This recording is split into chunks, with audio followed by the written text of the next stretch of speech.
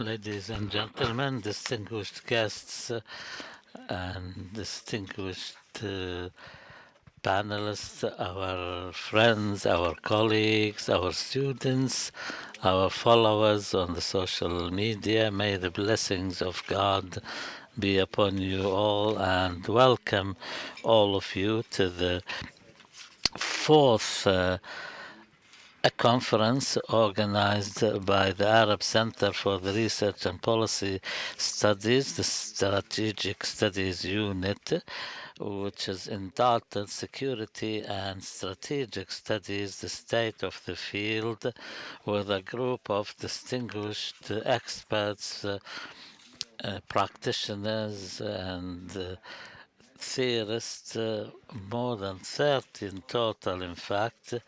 They are well-known and well-respected figures in this field of knowledge. We will be discussing the latest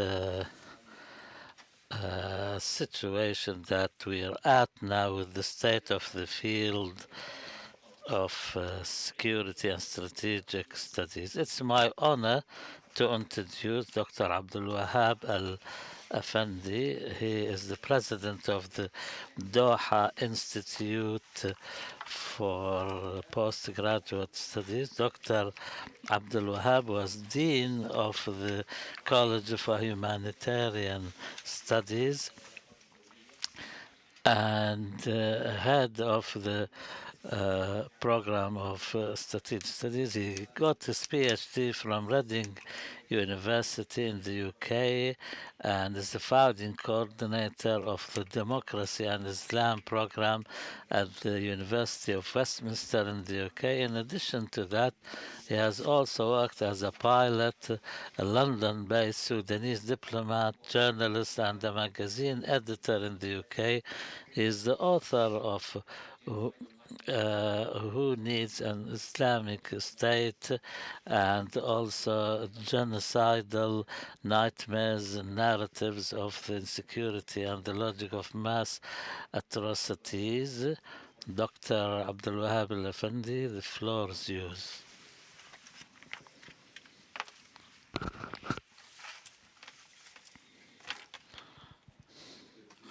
Thank you very much, Dr. Omar. سوف أتحدث بالإنجليزية من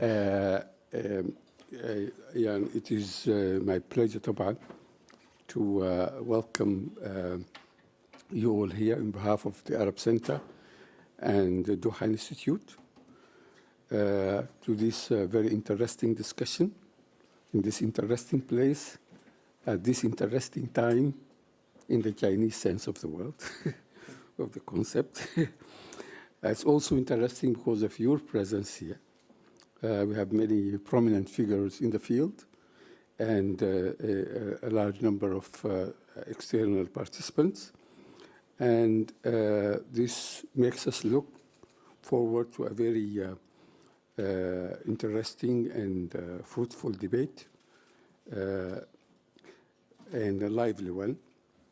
I would like thus to reiterate my welcome and gratitude for your presence and wish our guests a pleasant stay in Doha. You might have just missed a big event, but Doha still has got quite a few things to offer. I also would like to pause at this juncture because in opening any conference like this one, especially when on security, any conference, but we have to pause about the dire humanitarian emergency in Turkey and northern Syria due to the massive earthquake. I would like to express our solidarity and heartfelt sympathy for the victims, and also our solidarity with the countries and populations involved. Because this unanticipated, unprecedented, devastating disaster had tested the countries and the people and also the international community. There are limitless angles from which one could reflect on this tragedy, which has thrown monumental questions on the meaning of life, contingency, humanity, the universe as everything. But I will not, in this brief presentation, detain you with philosophical reflections, but I think we would like to maybe think about our responsibility of people like us and also the international community as a whole. Some aspects of this episode was heartening, in particular in Turkey, where, in spite of criticism and misgivings, there are over 100 countries which have sent assistance relatively quickly. And both the state and society in Turkey have shown some resilience. However, this was not the case in northern Syria, where aid was blocked for too long and is only now trickling. Most of the Syrians affected have already been victims of displacement and very tragic and very traumatic destructions of homes, this time not by earthquake, but by a human engineered earthquake. And there are anecdotes about the white helmets volunteered there, actually pulling from the rubble some people they have already saved from their homes in other areas, in particular Halab, where they have also been victim of this man-made earthquake. I think more scandalously, some of the senior Arab ministers and politicians have taken this opportunity to go and embrace the Syrian dictator on the pretext that this is in solidarity with the Syrian people. This solidarity did not apparently extend to the regime's many victims who have suffered. There was more, I think, hundreds of times more victims displaced and their homes destroyed by the Russian bombing than by the earthquakes. Also, fortunately for the earthquake people, there is the state and other agencies are laboring to help them to alleviate their suffering, but the regime in Syria has been trying to compound the suffering of its victim, as we'll probably note in a minute. But more significant to our current perspective, that these atrocities have taken place in the context of an international security regime that has implicitly and often explicitly condoned such blatant contravention of international norms. I have written a couple of years ago that what is distinctive about the Syrian tragedy is that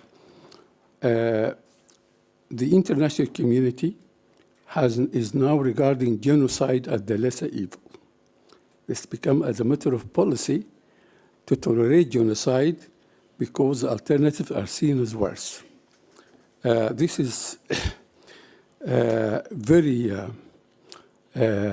interesting development, which I think, as I will say in a minute, needs some consideration. I think all of us, the whole world, has been somewhat complicit in the genocide that happened in Syria. We were all privy because this was the first televised round-the-clock genocide in the world. We have all been privy to all details, usually over coffee and biscuits by the TV. Now, since the key perpetrator in this tragedy has moved his show to Europe, suddenly people are realizing that this is rather problematic, that destroying people's homes, the infrastructure, health centers, is not such a good thing as it was in Syria. But it might be too late to stop Putin, who has perfected actually his art of atrocity in Syria after starting a force in Chechnya. Now, I'm a lay person when it comes to security studies, so I'm asking questions. For example, had the security studies discipline, critical or otherwise, noted, for example, this major shift in international norms, reflected on it, dissected it, looked at its causes. I stand to learn from you if this has been the case. My impression is that it has not. But of course, as I said, I'm a lay person. Security studies have always been a tricky undertaking because the field is heavily securitized, even in liberal polities. A scholar or a journalist deemed hostile by a security apparatus will in the very least not be able to obtain the information and access she needs to do her work. And since the issue of terrorism became center stage, they might even lose their jobs or even their liberty if they, for example, download the wrong document. This has happened. It's ironic that, for example, the term security, which is amn in Arabic, which denotes safety and protection from danger, has become a term that evokes terror and fear. Whenever the person speaks about security agencies, they would rather be in a different place. This has meant that in order to be effective in security studies, you have to somewhat integrate yourself in the security apparatus, or at least be acceptable to them. And in this sense, the discipline, especially its conventional genesis, has seen itself as an integral aspect of security operations, that the political scientists, the security officials, they usually reflect on the techniques and practices of security, usually with the aim of improving and upgrading them, just as political scientists also labor to improve and upgrade democracy. Anyone who is a bit hostile to the security apparatus will not be effective or welcome in this process. Now, varieties of securitization approaches have tried to look at the security practice from a relatively detached point, but it has been, as you know, criticized for accepting too many liberal assumptions and taking them for granted. But there is maybe room for more critique about the rigid and rather artificial formulas where, for example, speaks, acts, conjure up mode, security mode, like a magical incantation, and the mechanism of how securitization audiences accept this determination remain unclear. Of course, again, I'm happy to be corrected. It would be more plausible to look at the wider context and adopt narratives as a key variable rather than performative speech act. The rhetoric of securitization uses narratives, images, horror scenarios, even conspiracy theorists to scare audiences into compliance. There the act is not initiated ex nihilo as a securitization act, since it is linked to other issues, such as identity, culture, political configuration, interest. I remember watching a BBC documentary on George Bush's war on terror, when an analyst was asked, could President George Bush, in his speech on the 20th of September 2001, instead of declaring a war on terror, explain to the Congress the complexities of American policies and the way they have influenced what happened in 9/11. And the guy answered, if he had said that, he wouldn't have come of that room alive. And we know this, for example, because the odd voices like the famous intellectual Susan Sontag had tried to voice this dissenting voice. For example, she said, it's ridiculous to call the terrorists cowards, because they are not cowards. They might be any other things. And she said, they can also not be called to have been attacked on civilization or liberty. They have attacked the world's self-proclaimed superpower because of its policies there. And as you know, she was subjected to a virtual lynching by the media, and she remained ostracized until her death in 2004, 3 years later. The critical approach has also been faulted for being mainly negative, failing to produce concrete alternatives to dominant paradigms. However, I believe that the cardinal sin of this approach, which has its roots primarily in the Frankfurt School, New Marxist discourse, may be its tendency towards excess. The critical approach, generally what's called the critical approach, Gambins, Zizich, Chomsky, and others, overdo it by, for example, describing all liberal polities as disguised concentration camps, or every media production as misinformation and deception. Such excesses undermine this approach. They also feed back in conspiracy rhetoric of despots around the world and their sycophants, like Bashar Assad's global conspiracy claims.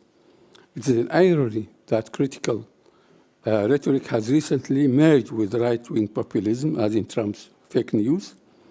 A large proportion of radical intellectuals in the region sided assorted despots in our region with assorted despots in the past couple of decades.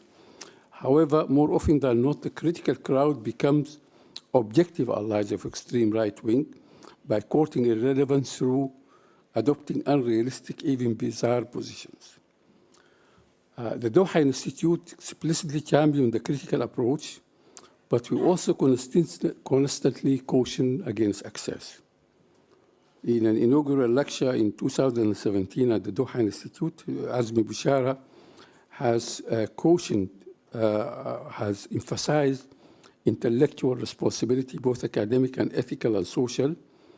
And in a more recent lecture, I have also advocated what I call critiquing the criticals, that we need. But the challenge, to conclude, the challenge facing critical security studies in particular, and the critical approach in general, is to avoid becoming an integral part of the security apparatus without losing relevance, and being critical without relapsing into ideology. This is a big ask. Thank you.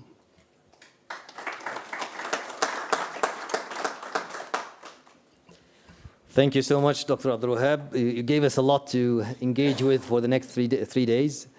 Now we move on to our keynote panel, and I am very pleased to introduce Professor Bahgat Korany, who is a professor of international relations at the American University in Cairo, the founding director of the AUC Forum, and also an honorary professor at the University of Montreal, an elected fellow of the Royal Society of Canada, and a co-founder and first director of the Inter-University Consortium for Arab and Middle Eastern Studies.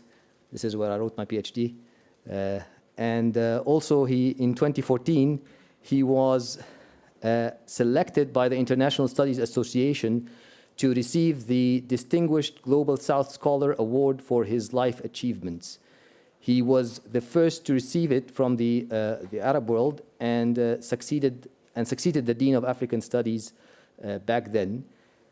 Professor Korany has authored more than 145 conference papers, around 55 journal articles, and authored and edited and co-edited about 12 books, and contributed chapters to more than 30 other books.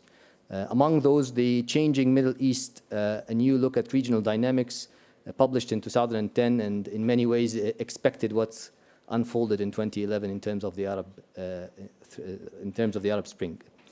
So actually, I have one short thing to say about Dr. Korany. And when I asked him, he told me when I invited him to the conference, he told me he can't stay for, except he has to leave tomorrow, basically. And when I asked him why, he said he has to teach a course, the title of it is IR Theories. I took that course about a quarter of a century ago with him. So thank you for the continued inspiration and dedication. Without any further ado, please.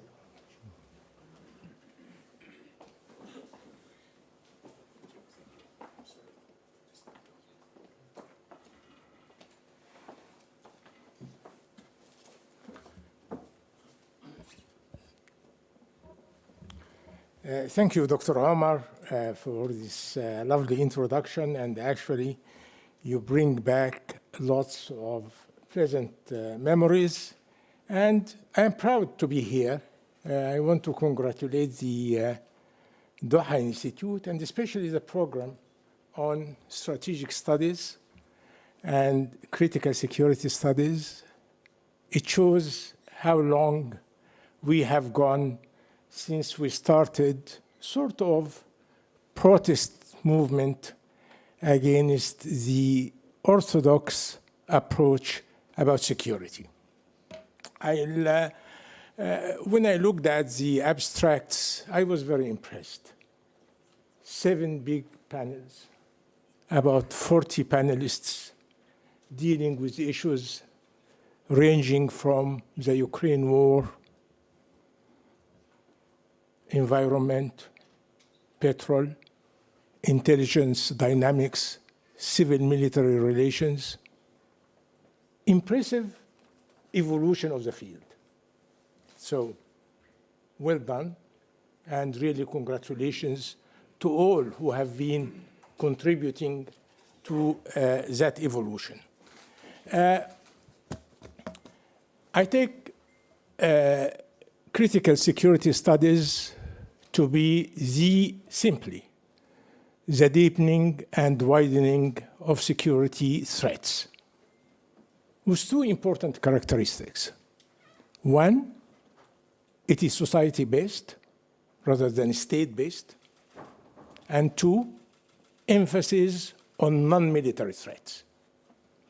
And today, what I want to do in the time that is given to me, I want to deal really with 2 issues.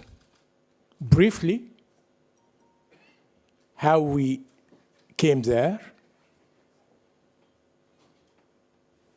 what is our situation now in critical security studies, and in order to be fair to the critical aspect, you talked about Dr. Abdelwahab, where are we heading? Where we should be heading? So there would be a sort of critical assessment of what we have achieved in the field of critical security studies. My methodology will be a bit like the anthropologists' well-respected methodology, participant observation. And since most of the studies about critical security studies emphasize the role of Americans, rightly so. Just to complement and balance this information by drawing attention to the contribution of Canadian colleagues. That would be quite new to some of the people around here. And let me just start by a remark. Actually, for once, policymakers were ahead of academics in referring to critical security studies, emphasizing other threats than the military one, and especially the primacy of the East-West conflict. Without going in detail, I found a note in the first conference of non-aligned countries in 1961. That's about 42 years ago, by the then president of Indonesia, Sukarno. What he said, and I think he was reacting to the people that were emphasizing too much the nuclear threat, and he said, what is the difference between dying so quickly by a nuclear bomb or dying so slowly through hunger and poverty? And I think through that sentence 42 years ago, he actually captured what we have been talking about as critical security studies with emphasis on societal base and non-military aspects. Let me then move to the academic dimension. And certainly, a milestone book came out in 1997 with the title Critical Security Studies by Keith Cross. Cross is Canadian, but he is working now as a graduate institute. Am I okay with the microphone? Yeah. As a graduate institute of international studies in Geneva. But 16 years before that milestone book, an academic, another Canadian academic that probably many of you know, Barry Buzan, has published inspired by his PhD thesis, his book in 1981, People, Fear, People, State, and Fear. And it is interesting that he started with the idea of people, and that, I think, was an important dimension to the idea of societal and non-militarized approach.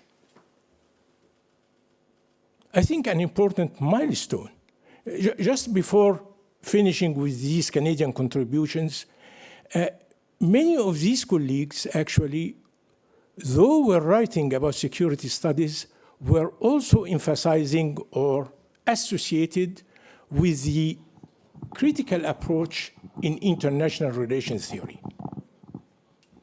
Two examples, Carl Holisty, who talked in the 1970s about a divided discipline. And more importantly for me, even though he is not mentioned very much, is certainly a book by another Canadian, Robert Cox. Production, Power, and World Order. Cox actually is a very interesting case because he is a latecomer academic. He spent most of his years with the UN in Geneva. And he was working with the International Labour Organization. So he really was seeing international relations from below.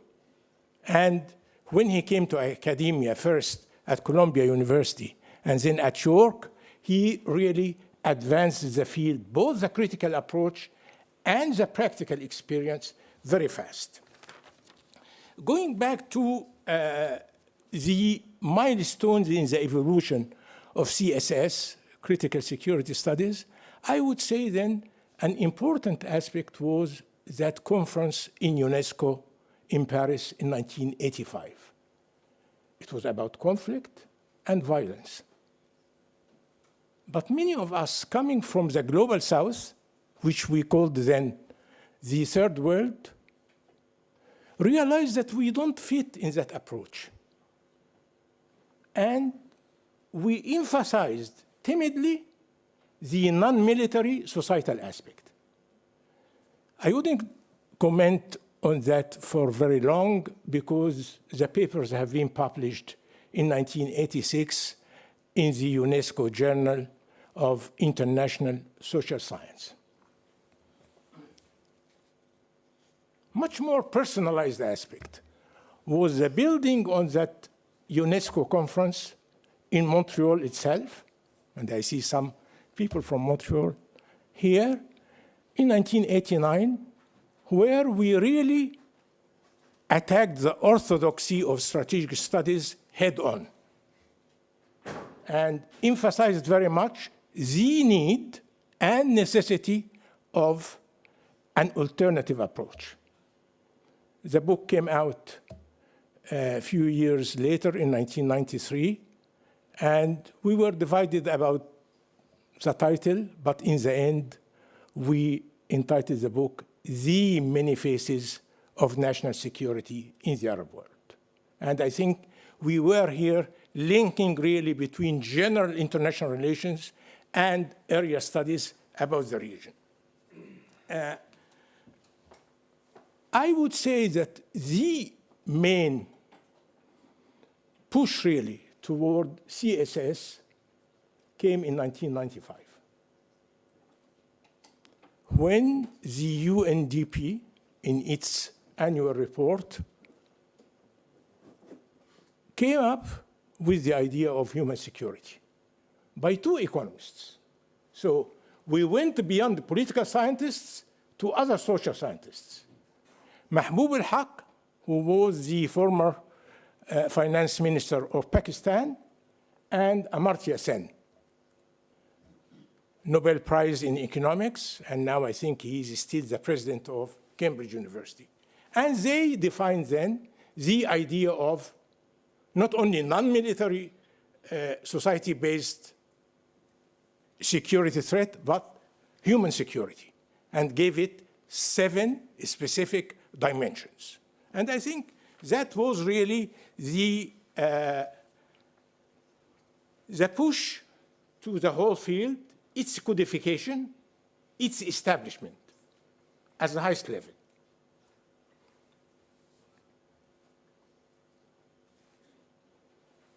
Excuse me. So in the debate about when the field came up or came out, I would say that the 1980s, and certainly by the early 1990s, it was already established as a sort of subdiscipline. Probably others might have a different view. I'm just tracing what I have seen and what we have done.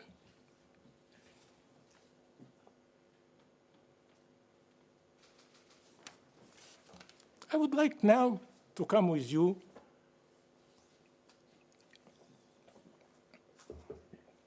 to a much more important aspect. We have succeeded. We established the subdiscipline. It's no longer contested. There is even a PhD program in critical security studies. We should be happy and celebrate. But is that enough? And it is important now to look at the future. And we better, people who are involved in it and know it from the inside, to look critically what has been done, be happy about it, but also to look beyond. There are still some grave absences in the study of critical security studies. I remember in the book, The Many Faces of National Security, we had 2 chapters about civil-military relations. So it is good that this field is continuing. But I noticed that we have a long chapter by a French colleague about debt. But I haven't seen many studies about the impact of debt. And you know, Dr. Ashour, that Egypt, before being colonized in 1889, was actually colonized through debt to Britain and France, and 2 delegates from these countries were attending the Egyptian cabinet to tell the government what to do. And then there are problems with Pakistan, with Sri Lanka. So the problem of debt, it seems to me, is still missing in the analysis of CSS. I would say other issues too are not as emphasized. We criticize the black boxing of the state, but critical security studies have tended to black box society. Not to talk about classes, not to talk about minorities, not enough. And not to talk about gender. CSS has been gender blind, and especially linking with the theoretical subfields for these domains. So this is something certainly that critical security studies needs to do more. Second criticism. Perhaps because of our enthusiasm in criticizing that emphasis on the state and the need to go to society, we went to the other extreme. The state is crucial, is important. In order to solve many of non-military aspects of security, health, food security, education, all these aspects, you need the role of the state. So not only to bring back the state in, but to problematize the state, to think of it as a research puzzle. And we have a lot of work now by our colleagues in political sociology and in comparative politics about the F state, F in the good sense, the fragile, failed state. And we have lots of work by the World Bank about the problems of governance. All of these aspects are operationalized with scales and measurement. And again, we need much more to be inspired by that. Third criticism or remark. Up to the Ukraine-Russian war a year ago, we had that idea about war as obsolete. Lots of statistics about the disappearance of interstate wars. We realized that this was perhaps too optimistic. The Ukraine war might not be an exception. We have problems in South China Sea, in Central Asia, in the Balkans. So war is there.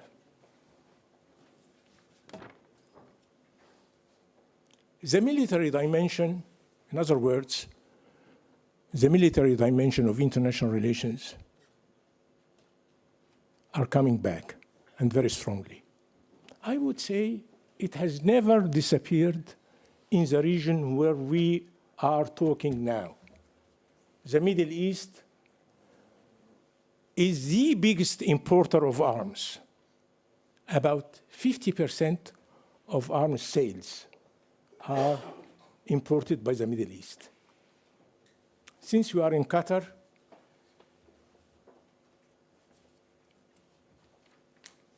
I have here a statistic.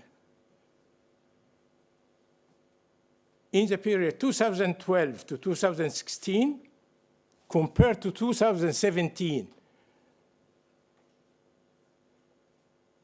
in the period 2017-2021, compared to the period 2012-2016, Qatar has increased its arms exports by 227%. That's almost 2.5 times. So that shows the importance of the military dimension that we, in critical security studies, tended, perhaps because of the enthusiasm of youth, or perhaps because we wanted to emphasize very much our own contribution, we tended perhaps to overreact. My question to you then, is it time to bring back that military dimension, since it is so relevant and so central, and perhaps while keeping the abbreviation CSS, Critical Security Studies, we still talk about CSS, but for the C, it's not critical, but comprehensive security studies, and bringing in the military and non-military dimensions of international relations to be as inclusive as we should be, and reflecting actually the more or less the dominant context of international relations. And when actually I look at the program, the 7 panels that we have here in the conference, and the variety of topics by the 40 panelists, I would say that we are already with CSS2, Comprehensive Security Studies. Thank you very much.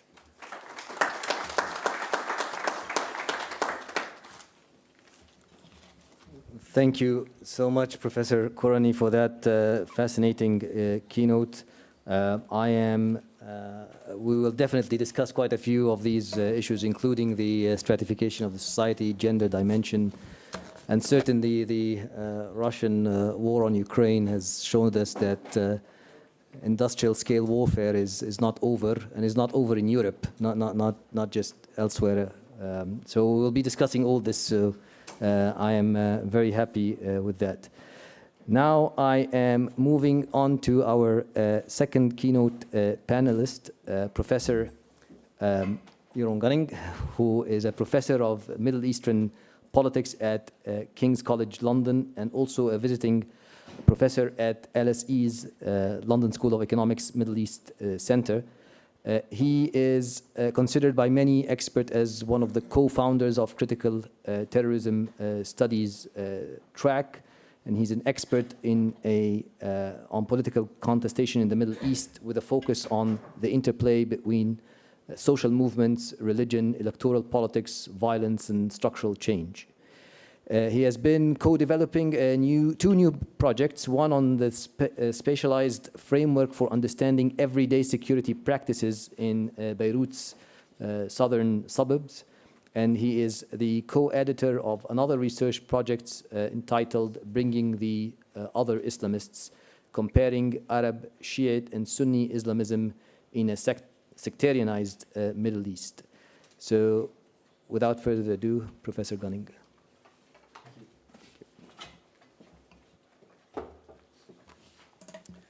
So good morning, Sabah al Khair.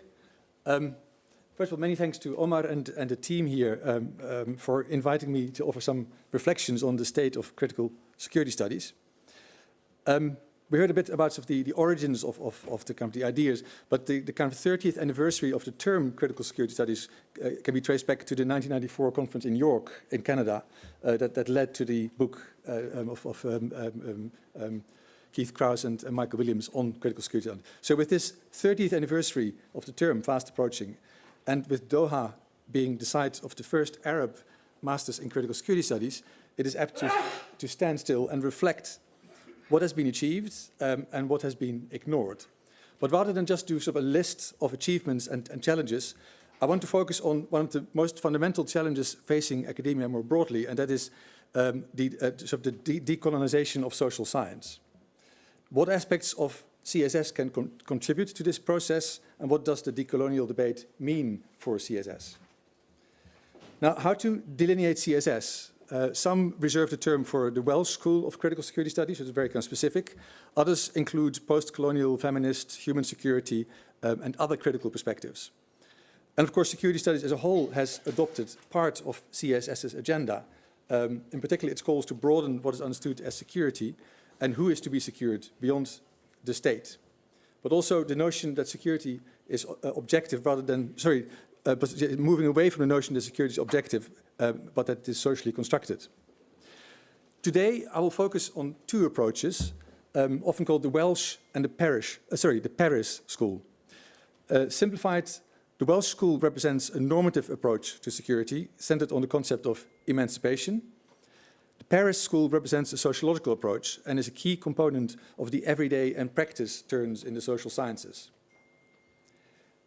The decolonial literature, meanwhile, is similarly broad, with calls for decolonizing the social sciences gathering pace, especially in the last decade, with campaigns such as Rhodes Must Fall and making the curriculum less white.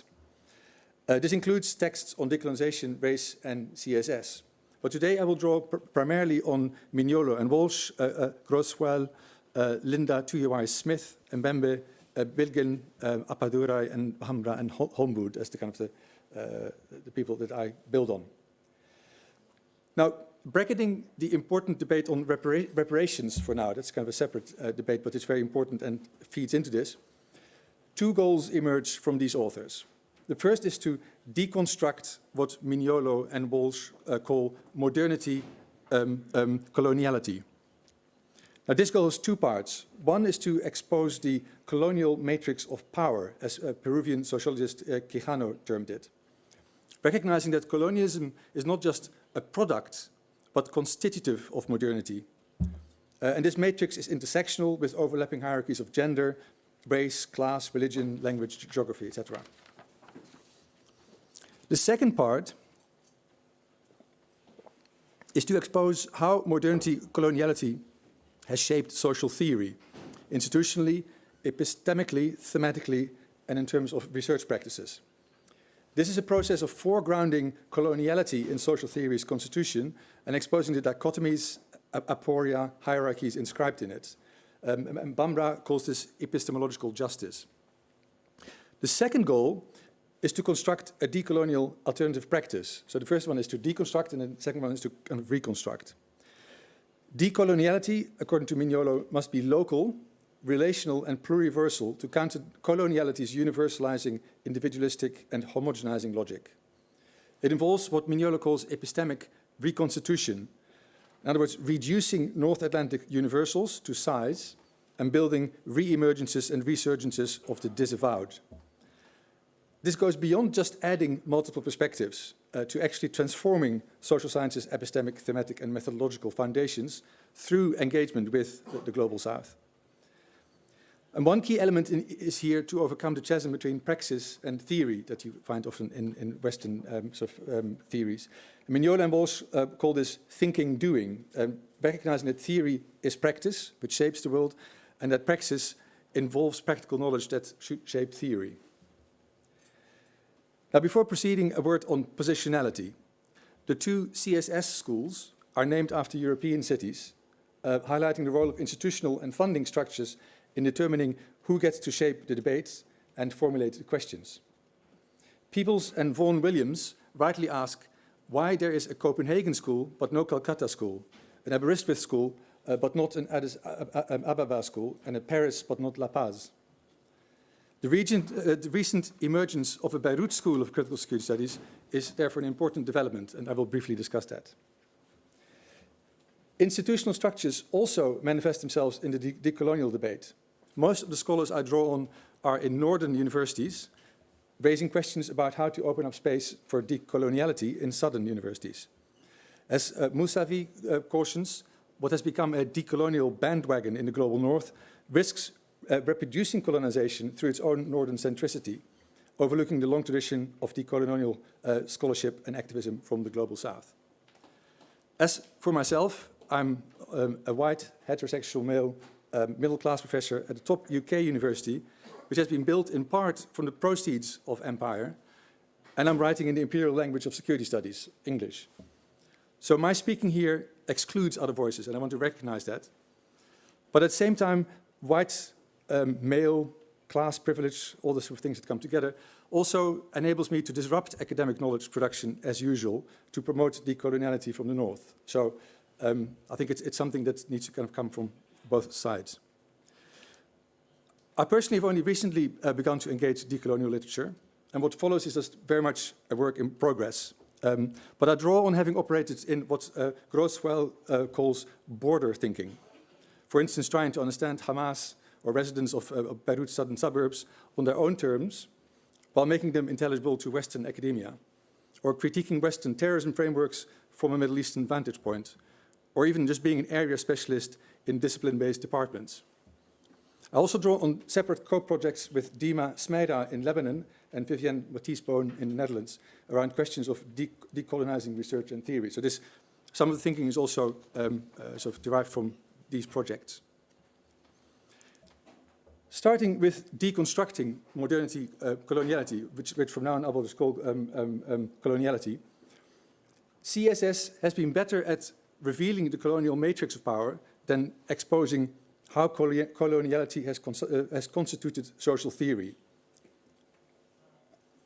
So both Welsh and Paris schools have inspired analysis of the material, structural, and discursive inequalities that coloniality has produced, from scrutinizing the effects of capitalist extraction on global inequality, the environment, and global health, to explaining the rise of a global precariat, to critiquing the legacies of colonial state building and neo-colonial imperialism on current security regimes and hybrid security assemblages, to the Orientalist underpinnings of the war on terror or migration securitization. CSS has similarly excelled at critiquing the statist, Western-centric and military foci of traditional security studies, with Bahgat, of course, being one of the earliest in that. Critical reflection on how theory came about and what interests it serves is especially central to Welsh school CSS, a process that Booth calls deepening. So following Booth, one of the Welsh school's founders, and building on Robert Cox's famous phrase, theory is always from somewhere, for someone, and for some purpose. What's interesting, though, is that CSS critique has largely not engaged with the decolonial debate.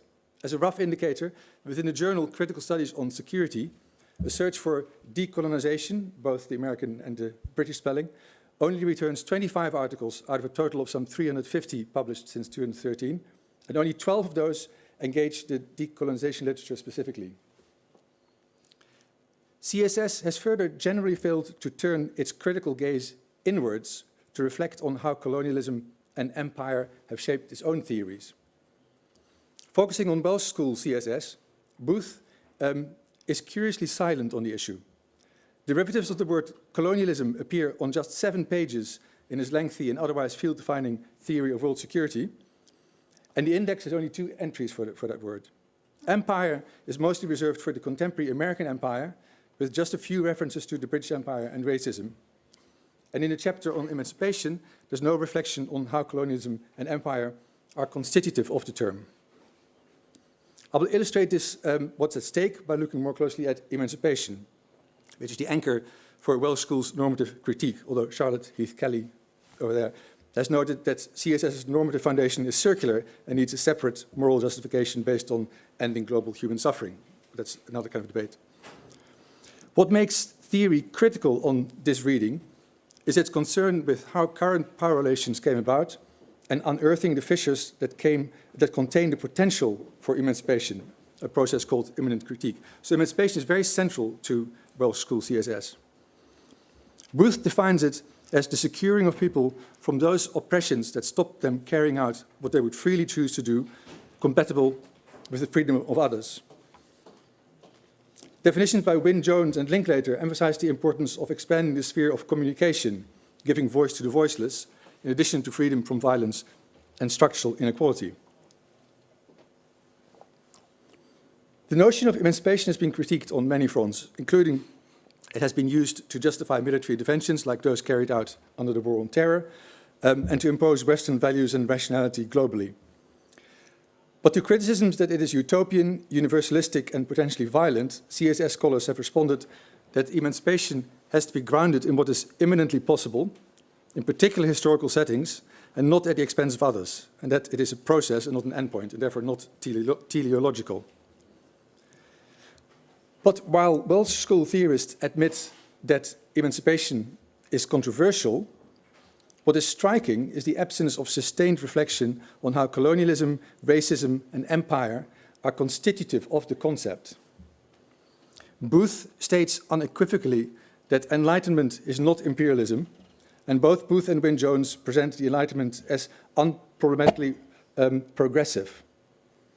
Absent are reflections on the genocides that Europeans committed in pursuit of colonization, often in the name of enlightenment, on emancipation as a concept's embeddedness in the racialized teleology from state of nature to freedom to be realized by a rational European vanguard, or reflections on the way that the emancipation of white Europeans was made possible by the enslavement of non-white, non-Europeans, and what this means for the possibility of global emancipation, on how the origin story of modernity and state sovereignty would change if colonialism and empire were foregrounded, with important implications for the weak states debate that Bahgat referenced, and for the debate on migration, or on how the delegitimization of religion, tradition, indigeneity, and non-Western rationality, agency, and violence was constitutive of the concept of emancipation. Now, this matters for how CSS approaches contemporary security. Lack of such reflection has arguably enabled CSS to largely overlook race and racism and the problem of what Bahambra calls methodological whiteness.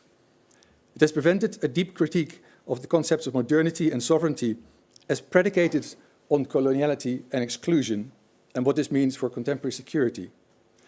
It has facilitated a tendency to see the Global South as an object to be secured, but lacking in agency itself, and also to dismiss religion, tradition, and violence, emancipation's others, so to say, as inherently anti-emancipatory, without adequate reflection on whether this reproduces colonial difference and oppression. CSS is, of course, not alone in stopping short of recognizing colonialism's constitutive role in critical theory. One of the key reasons that Grosswell cites for the 1990 split in the Latin American Subaltern Studies group was that it, like its post-colonial South Asian counterpart, continued to think with Western theory, so producing, quote, a Eurocentric critique of Eurocentrism, rather than, quote, a critique of Eurocentrism from subalternized and silenced knowledges. I think that's a very important distinction. Turning to the second goal, constructing decoloniality, CSS has contributed little directly to this.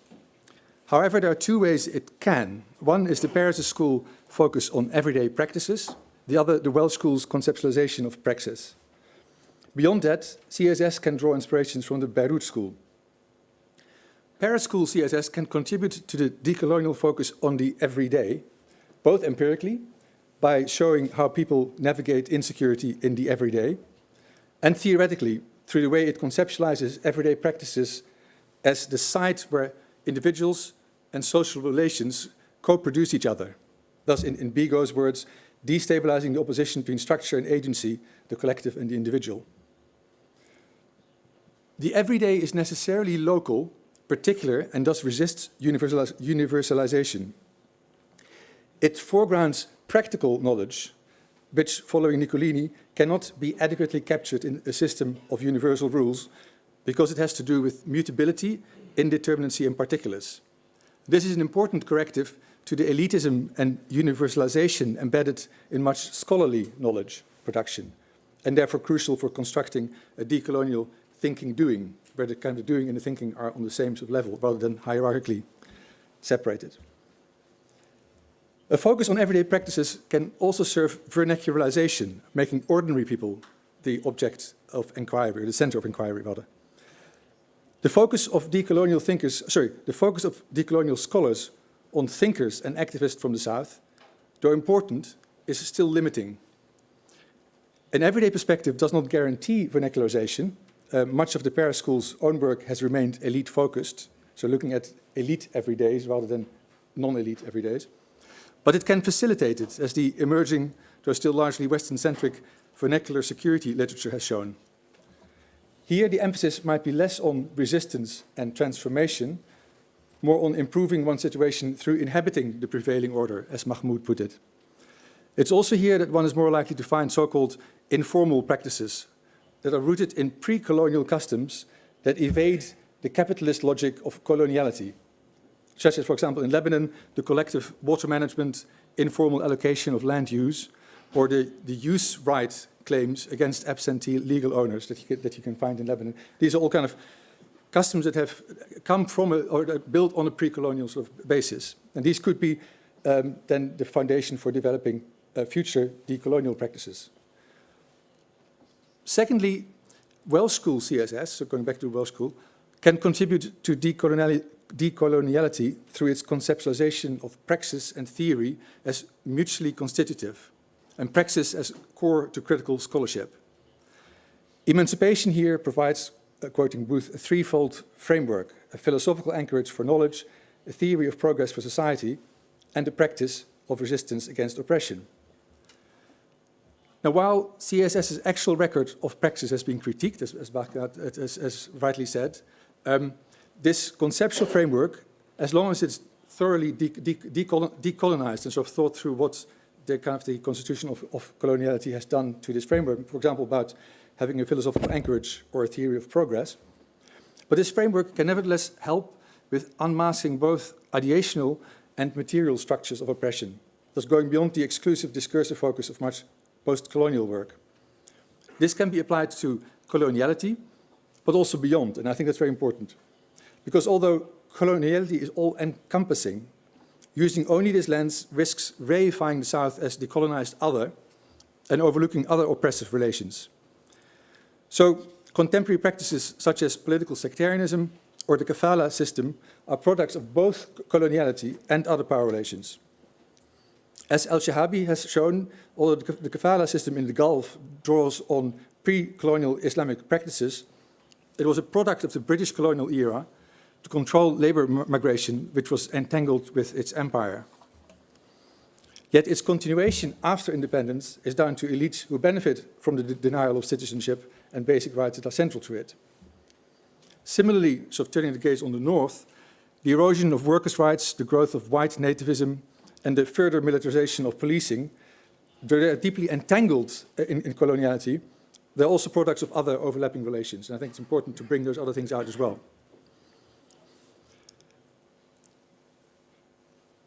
And finally, decolonial thinking can help to refocus CSS's practice. To expand decoloniality, CSS must start with thinking with people in the Global South, and thus disrupting the canonical status of Western social theory that it has largely upheld. And importantly, the decolonial scholars informing this paper do not advocate abandoning Western theory, as some in the debate on race and CSS have argued. While they agree with Audre Lorde that a decolonial world, quote, cannot be built with the master's tools, for they will never dismantle the master's house, they argue, quoting the Gordons, for transcending rather than dismantling Western ideas through building our own houses of thought. And this includes engagement with Western theory. So following Mignolo, I'm quoting, the choice is not whether to read works by European authors, but how to read them. Decolonially, we draw on the experiences and narratives of events and thinkers in the former colonies, and from there go to the encounter of events in Europe and European thinkers. And I think switching that around already makes a huge difference in how you value the practical knowledge on the ground and these canonical status of Western social theory. Now here the Beirut school called to switch the usual view from Washington for a view from Beirut, and thereby foregrounding experiences of insecurity in Arab contexts is an important example. Crucially, this is not just about adding Southern perspectives while continuing to use Western frameworks unchanged. It requires a fundamental reconceptualization of Western theory, as well as developing theory from the South, but importantly, not as peripheral, as Bilgin warns, that it's not something that happens on the sides and not interacts with the core. and that core, of course, needs to be decentered. Core concepts such as war and security, which CSS has begun to rethink through its broadening and deepening moves, need to be rethought through coloniality and decoloniality. Reading war decolonially, Barkawi, for instance, argues for a shift from the war-peace binary to a battle-repression schema in which the use of force is an ordinary, not extraordinary dimension of politics, unfortunately, and from sovereign nation-states and an international civil war binary to seeing war transnationally amid international hierarchies, drawing on imperial wars for archetypes to think about these. So it's a very different conception of both of war and its others. Adamson, meanwhile, suggests a decolonial reconceptualization of security as a more planetary form of politics and collective solidarity in which the underlying logic is one of entanglement, interdependence and dialogue, rather than binary forms of inclusion and exclusion. Or as Guerra puts it more bluntly, about securing property, and because property is grounded on white privilege, securing white privilege. So it needs to be got away from that. A second decolonial goal would be for CSS to focus on decolonial knowledge production, collaboratively. Reparations by Northern universities for their entanglement with slavery could be one source for this. But the Beirut School aspiration to build an institutional infrastructure for knowledge production in and connected to the region, that is this region, that is more autonomous from the academic hierarchy of IR and foster a constellation of nodes across the Global South is important, as is the Doha Institute's Masters in Critical Security Studies. Equally crucial is knowledge production in Arabic and in translation, in order to, quoting Aboud et al., challenge the linguistic imperialism of English and draw upon theoretical contributions outside the Western canon, including through teaching in Arabic with thinkers such as Muhammad Abd al-Jabri and Muna Abu al-Fadl. This dovetails with the Doha Institute's aim to promote indigenous Arab knowledge and with Bahgat's call for locally produced textbooks. But funding pressures, promotion criteria, student demands, the dominance of Anglophone journals, political pressure from governments and security forces all need to be carefully navigated. As Cassis et al. Document, for Palestinians employed at Palestinian universities, and I quote, promotion and tenure regulations perpetuate neo-coloniality by reproducing hegemonic center-periphery relations while incentivizing a sanitized knowledge production of the settler-colonial conflict in line with the Metropolitan Center and its donors. I'm nearly done. For scholars working in authoritarian contexts, critiquing their elites as embedded in neocolonial webs of power is dangerous. More broadly, scholars working in elite universities, whether in the North or the South, including many contributors to the Beirut School, face the relentless neoliberal drive towards globalized universities, which serves transnational capital and elite interests, not decoloniality and nurturing a decolonial epistemic position. Both decolonial and CSS perspectives are embedded in elite knowledge production and need to work to broaden engagement with the subaltern. For instance, following Appadurai's NGO in Mumbai, teaching research skills to slum dwellers, quote, so that people can become informed citizens who don't just have a complaint or a demand, but also an analysis of where things could go and how to find a different path. But that requires a fundamental rethink of what an academic career should look like. So this is not going to be easy. I've sketched out a few areas where CSS needs to be considerably more, needs to do considerably more to decolonize, as well as areas where CSS might contribute to decoloniality. Much more needs to be worked through, including how to concretely build decolonial thinking doing beyond elite institutions, and how to link the more utopian aims of decoloniality to concrete utopias, to use Wyn Jones's phrase, especially when confronted with institutionalized racism, dispossession, war, blockades, you know, the real world around us, as well as a planetary crisis that is in large part due to the capitalist extraction underpinning coloniality. But I hope that these reflections can help to inform the debate in the coming days. Thank you.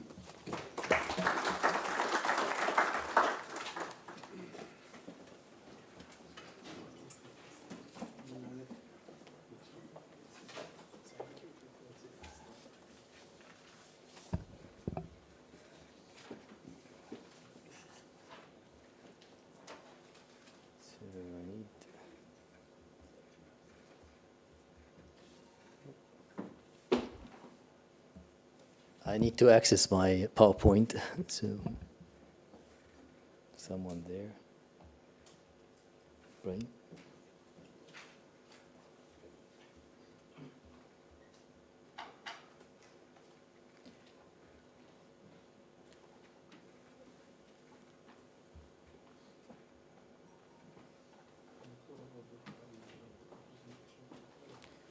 Just it's in this one. It's in this. Yeah. Oh, there we go. Okay, this one. It's okay. Yeah.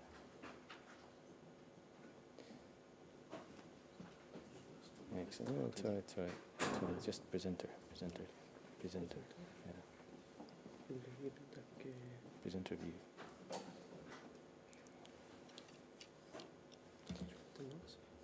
Yeah, sure.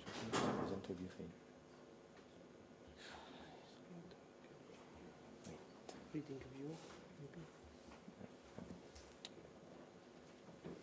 I hit this one. Where is the presenter view?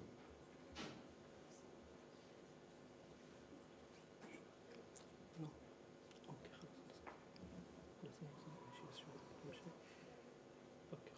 عايزين نفتحها شوية.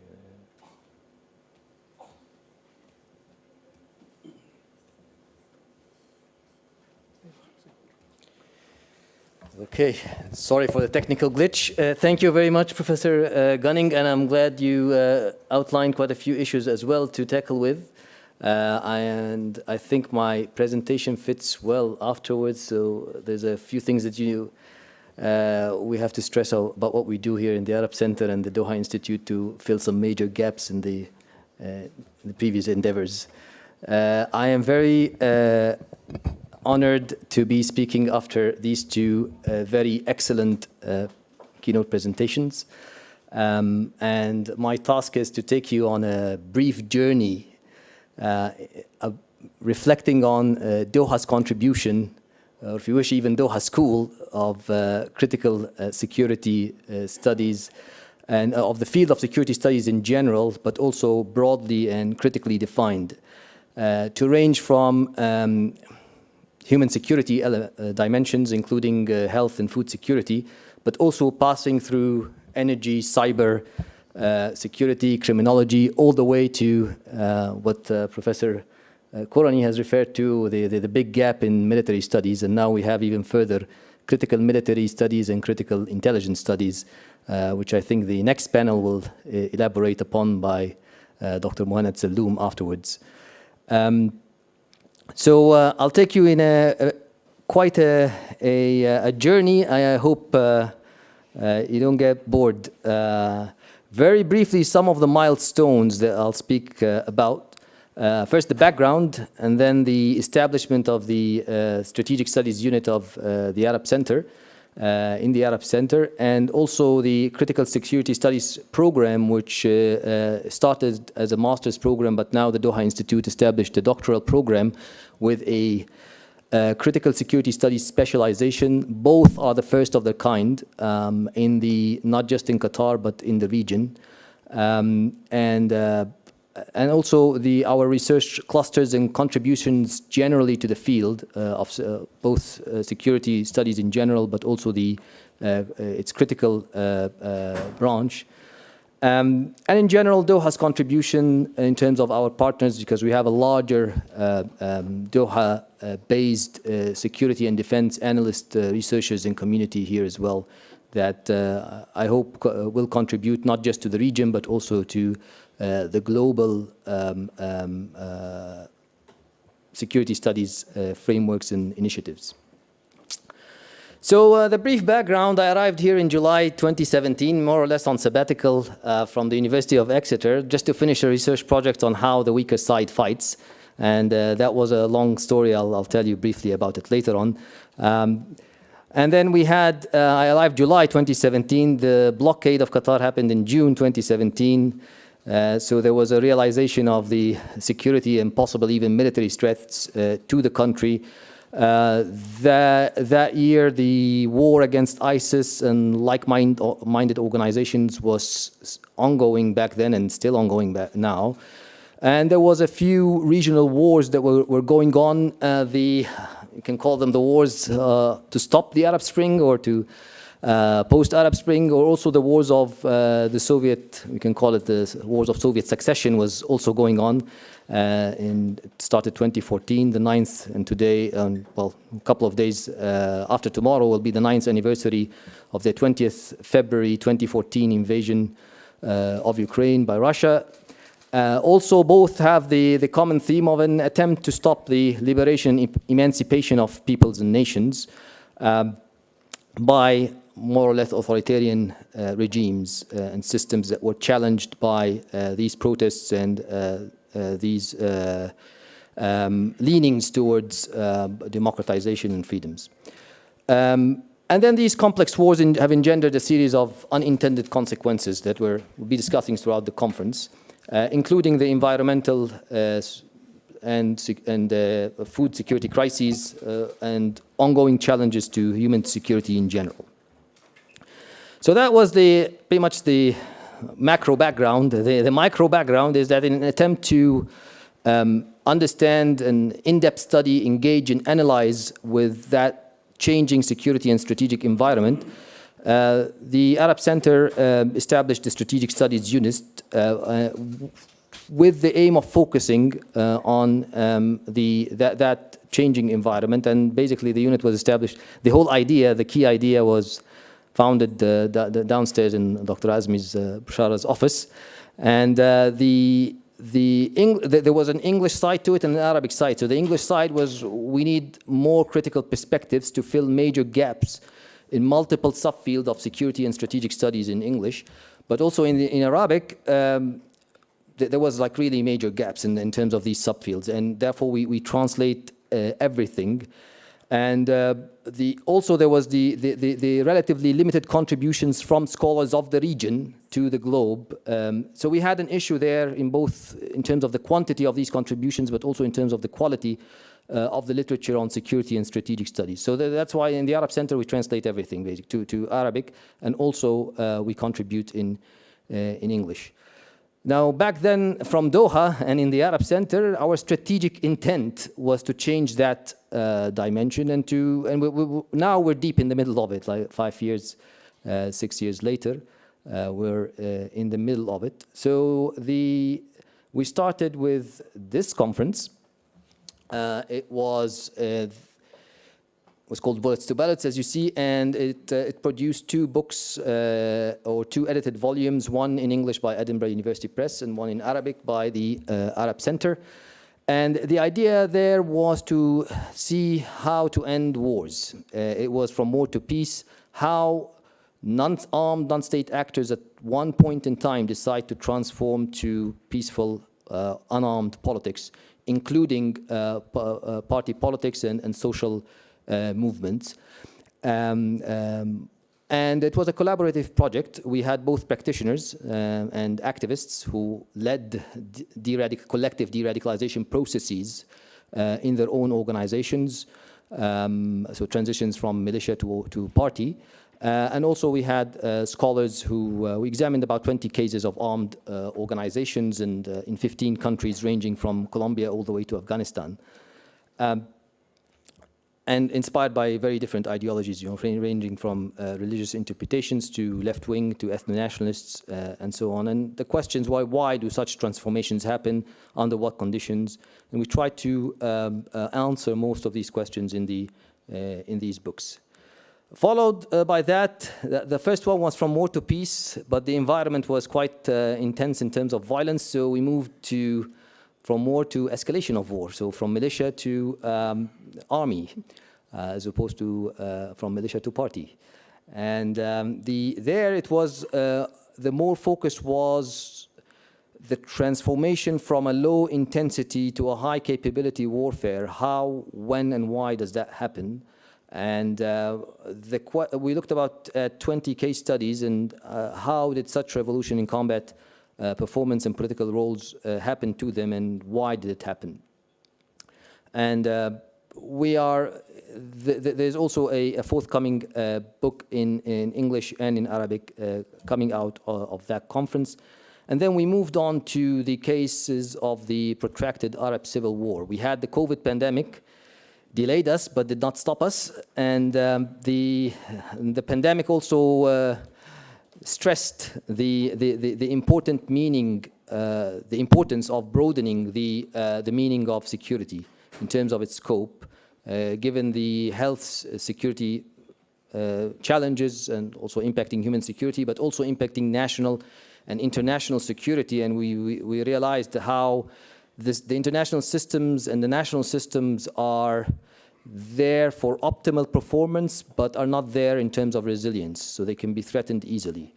And that was one of the implications of that. We did that conference as well to try to understand, are there any exceptionalism in terms of Arab civil wars, in terms of causes, duration, intensity, scale, and scope, but also in terms of security, humanitarian, and environmental ramifications, the impact of certain phenomena such as foreign fighters or female fighters in these wars, the changing character of civil wars in terms of tactics and strategies, and also the role of international and regional powers in them. We attempted to answer most of these questions, and also two forthcoming books that we will be publishing next year. Now, in terms of the other publications, we have two types of publications: the longer peer-reviewed strategic papers, all published in English and Arabic, and also the shorter ones, the strategic analysis. That is, as you can see from the slides, it's a wide range of interdisciplinary, transdisciplinary, from health security impacts on military effectiveness of armies, to cyber firewalls and national security, to the securitization of the pandemic, and other very much multidisciplinary and multi-focused research areas. Also, some of our graduate students have published some of these peer-reviewed papers, and we're quite proud of that in terms of the global contribution to knowledge in general, but also in filling these major gaps in the Arab security studies larger field. And also we have a lecture series in collaboration sometimes with other Arab Center units, such as the State and Political System units, the Policy Analysis units, and others, that we try to also cover multiple issue areas of security studies from very different perspectives, and we're happy with the debate. We're not trying to emphasize a specific line in any way.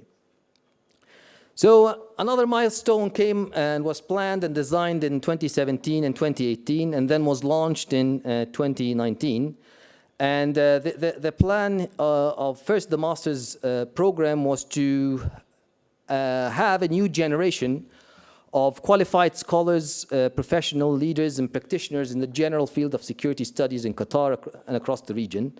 But also we tried here to broaden the definition of security studies, and I will talk a bit about the range from soft security studies between quotations, environmental, human, cyber, energy, but also the classic stuff, the warfare studies, civil and military relations, critical terrorism, critical intelligence, regional securities, and others, all from critical perspective. But we also teach the classical to be able to engage properly with the critical, because there's this habit of trying to ignore what was developed before. I think we'll have a debate in the fifth panel in the terrorism studies about critical terrorism studies and terrorism studies.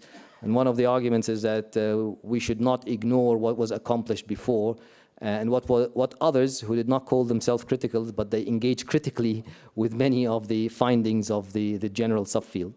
And so the same applies there, the repetition there, or staying up in the macro without engaging in depth with what was actually there, has happened. If I can give one criticism of the critical security studies in that field. So as the name indicates, the DI launched also a doctoral program with a critical security studies specialization to further develop its graduate degrees in that field. And the idea there was the dearth of Arabic-speaking specialists in that field in the region. When we gave that support in terms of progressing and developing that by also offering full scholarships for students who joined the Doha Institute and specialize in one of its programs, including the Critical Security Studies program. So very critically, and I have to say why critical, because as Professor Bahgat have very eloquently emphasized, there's a whole range of critical, and we have to be a bit focused. So on one end, I have to declare this, that there are no ideological manifestos there, no manifestos, no. By critical, we just mean, like, when I speak to a Western security community and I mention critical security studies, they expect me to mention or quote Marx or Guevara in the next sentence. You know? So I was trying to tell them that this is not what I'm trying to do. So that's on one end, but also when you translate it to Arabic, critical is naqd. So naqd is critique, or but it can also mean cash in Arabic. So we're not affiliated with the financial securities, we're not affiliated with communism or capitalism for that matter. The design pillars of the program, whereas as you see here, we try to focus on less state centrism, beyond the Western centrism, a bit of focus, the very broad and critical understanding of security studies, ranging from, as I mentioned, human security all the way to military studies, critical military studies, but also the beyond Western centrism in that regards, because as important as it is, and as a major contribution in many of the literature that we know of in terms of security studies, there's a globe, you know, it's bigger than the West. So, and also there is also the historical that attempt to lose the historical focus and ahistoricize, if you wish. I guess the Palestinian issue when it comes to security is very much gets ahistoricized in many ways in some of the studies. And more recently, Ukraine gets ahistoricized in many of the studies. So you have decades, sometimes centuries ignored of what has happened before the current security crisis that we're focusing on in one way or another. The same thing is the decontextualization or removing the context. And in terrorism studies, guilty sometimes, and less guilt in defense and war studies, but partly because the focus in terrorism studies is usually, you know, on a specific current issue, and therefore you lose in what context that issue has developed, and also the background of it in terms of historical review. Also, we encourage more reliance on original sources of knowledge, and perhaps we'll speak about that in a bit. Now, the program objective is basically the preparation of a new generation of defense and strategic analysts and researchers specialized in a wide range of security studies subfield, and who are able to critically analyze, influence, and develop strategic security scholarship. Most of our students are from Qatar, but also we have international Arab and international students as well, including UK, and we had applicants from Belarus and Somalia, Ukraine, others. So this is in terms of the objectives. This is like a very quick review of our core courses. So as you can see, we're really quite lucky in terms of academic freedoms here in Qatar, because teaching some of these subjects critically and to civilians can get you in a lot of trouble elsewhere in the Middle East. And the ones who are Middle East specialists in the crowd, I think they will appreciate what I'm trying to say. I see my former professor Rex Brynan is smiling and okay. Thank you for the appreciation. Now, Qatar distinguishes itself in that space by a distance. I can frankly tell you that, because we talk about civil-military relations, we talk about battle analysis and changing character of warfare, We give courses on security governance. We give also courses on discuss issues that has to do with state-sponsored terrorism or state-perpetrated terrorism. These are some of our elective courses that we offer to the students. They need to do, from about 10 of them, the students need to choose 4. Now that's the team, the faculty and the researchers. We have like double hats, mainly in the Arab Center Strategic Security Studies and in the Critical Security Studies program in the Doha Institute. And there are certain, each of us at the moment are involved in one or more of the ongoing projects and clusters. So there is a cluster of, let's say, warfare studies. You can call it that. This is what I'm focusing on, and I'll speak briefly about it in terms of combat and military effectiveness, small state defense, tactical and operational levels, but also non-state warfare. But also there is a fascinating project by Dr. Mohamed Salloum on the intelligence studies and focusing on the history of the Iraqi intelligence apparatus. And another one by Dr. Sid Ahmed Gujelli, who is focusing on the civil-military track and looking at the military pillars of politics in Algeria. And then our expert on regional security is Dr. Ahmad Mansour, who is also focusing on state rivalries and regional security in another or a third fascinating project, as well as Dr. Mohammed Durrani, who is focused on cybersecurity and the impacts of that on Qatar's national security. So these are more or less ongoing research projects. These are some of the previous ones. So all of them, as you can see, or well, most of them that were produced in the Doha Institute and the Arab Center were translated to Arabic. Published in English, some of them, and translated to Arabic, or the other way around. And the attempt there is to fill some major gaps in the literature and also to encourage our Arabic-speaking graduate students to publish in English or in Arabic, and then we translate for them. And as you can see, they cover quite a bit of the subfields of security and strategic studies.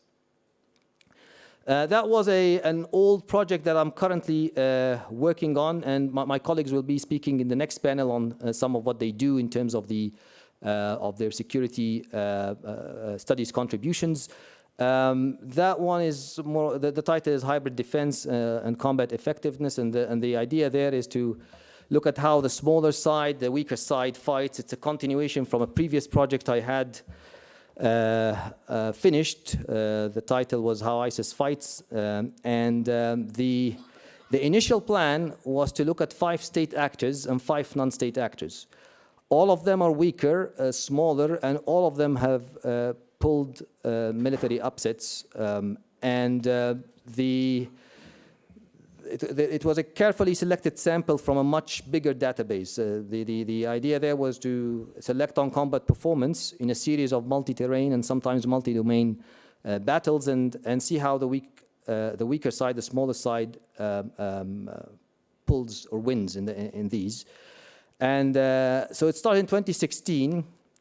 The first case was I was attempting to study was actually Ukraine, the Ukrainian armed forces, based on what happened in the summer of 2014 and 2015, the Great Raid and the Balsva and the battle performance of the 95th Airborne Brigade. So I was trying to look at that, and then I thought the most difficult case would be that of ISIS because of the secret nature of the organization. So I went back and focused on ISIS. The chapter became a book in the end. And the book was translated to Arabic by the Arab Center, so thanks for that. And also it's on open access now, the English version. It's on open access thanks to a grant by the Doha Institute, the Qatar National Library, and EUP. And it will be actually translated to Ukrainian next year. It will be out by Kyiv Mohila University. And with a prologue on the Ukrainian, on a previous article I wrote on how Putin's army fight like ISIS in Ukraine. But also the ongoing project had some development in terms of the interviews and the collection of sources and so on.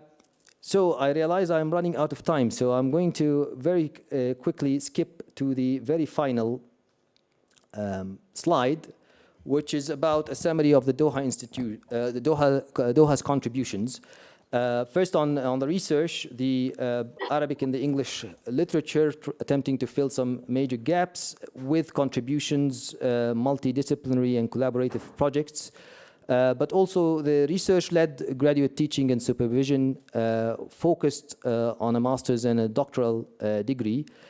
And then a third, an executive critical security master's program. That one is more of applied security.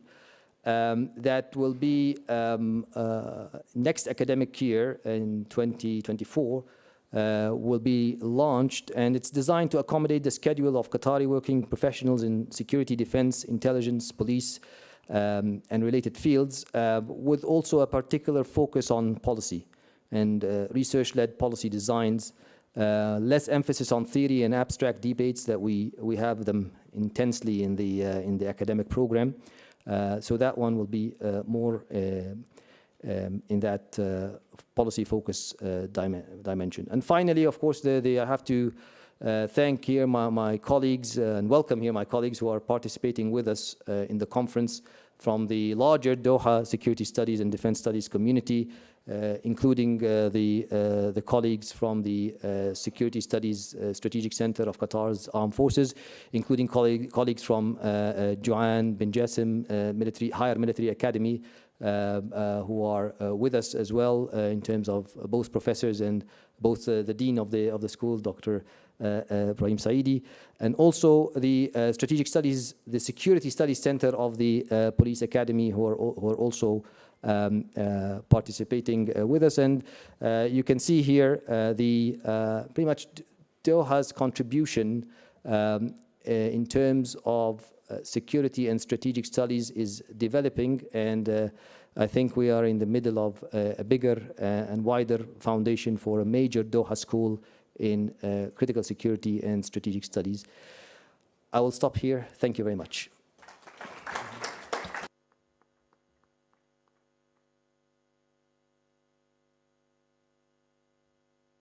And now I think it's tea and coffee time, I think.